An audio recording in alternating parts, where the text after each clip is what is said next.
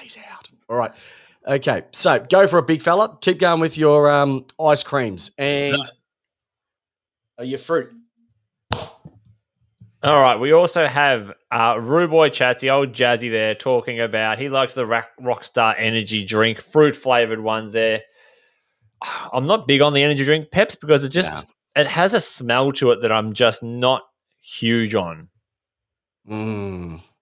And I had a big night on it. Like we've all had big nights on vodka Red mixing, Bulls. Yeah, mixing vodka Red Bulls, Jaeger bombs. Yeah, Jim Beam and Red Bull. Jim Beam and Red Bull. Yeah. So we've all had massive nights, and the smell now just puts me off a little bit. But not to say that I won't have a big night on that sort of stuff. When you come down to Cougar Land, Vinny Matafari, Rocco Matafari, and Milne, watch out, mate. I would not turn that down. I would actually quite enjoy that. So Peps, that was around our fruit flavored or fruit things. Peps, what's your favorite fruit or fruit flavored thing? Look, I do like a bit of watermelon, pineapple type of guy. Yeah. Apple. I don't like bananas. Don't like the way they look. Don't like the texture. Don't like it. But if you mash it up and put it in a drink or smoothie or something, delicious. But I don't like eating them. Yeah, smash it. All right. Now you've got a new listener question coming up. Is that correct? I do, Peps. It's a bit of a looking at a bit of a vintage theme this week. Okay, so I think what we need to do is you don't actually know this part, but I've decided to put on some backing music while you do your question. I might just get this one going, and I might just tell me when it's loud enough.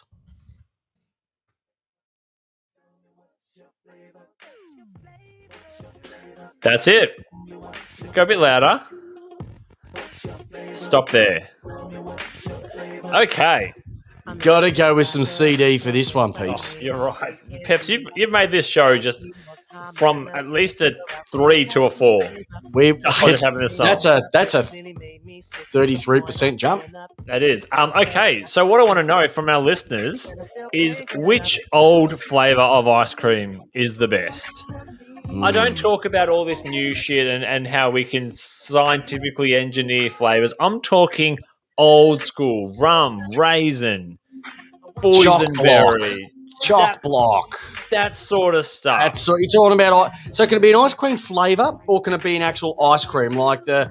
I will accept ice creams, but I'll also want ice cream flavours. Okay, so they had the choc wedge, you had the 2-in-1s, you had the shark attacks, you had the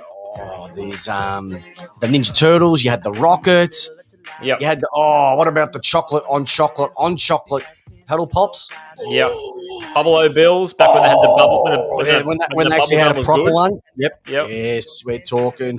What about the bubble stick, which actually ate the ice cream and then you peeled the stick off and then there was actually bubble gum as the stick.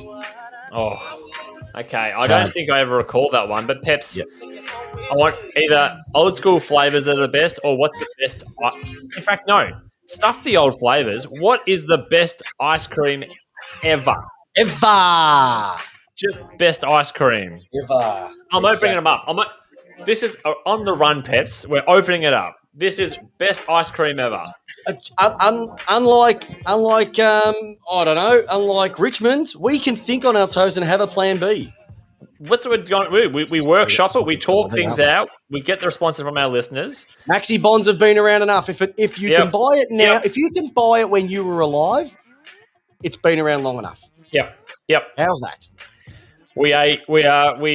We do not just go for people of our age demographic, Peps. We go all age demographics. Yep. You know, back when my parents were growing up, I know when my grab was growing up in West Newport, he went to the ice cream shop and they had like 48 different flavours. They were all vanilla, but he had so much to choose from back in those days. Baskin Robbins has 48 flavours. Or was it 43? Can you afford Baskin Robbins? No one can afford Baskin Robbins. Carlton couldn't afford Baskin Robbins. Cold Rock is literally, that is a criminal organisation, Cold Rock. Yep, it is. That needs to be investigated by someone. Ice cream mafia. Yep, exactly right too. So that's the listener question. What is your favourite ice cream? Love it. I love it. Alrighty. No, what is the best ice cream? The best ice cream. I don't care about your favourite. Mate, we're getting them in right now. Maxi Bonds, Bubble O Bills, Sunny Boys. J-Dog is the fan of a gay time. That hair. He's bald. He's got a beard. Enough said. All right, mate. It. All right, 1 week at a time. Time to look at this week's games. Yeah. What stands out for you this week? What catches your eye? What's going to be the one that blows? Listeners, what's going to be the one that's going to blow this one away for you? Start with you, J-Dog. What's caught your eye for the round? Well, do we talk about the tweaked Suns versus Richmond that was from Metricon down to Marvel? No, for me, the game of the round this week has to be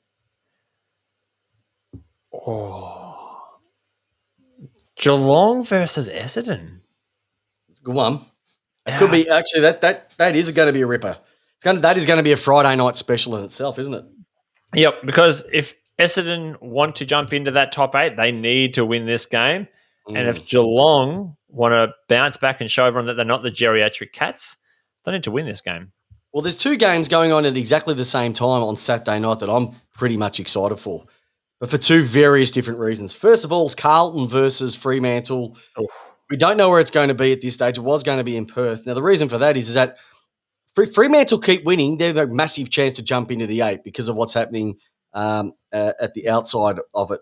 That one's going to be moved down to Tassie. Probably. But the one underneath that, which is going to be at Marvel Stadium, the Hawks versus Port Adelaide. Now, Jamie, the Hawks did a number last week on the GWS. Their tails are going to be up at the moment. They're going to be flying, no pun intended.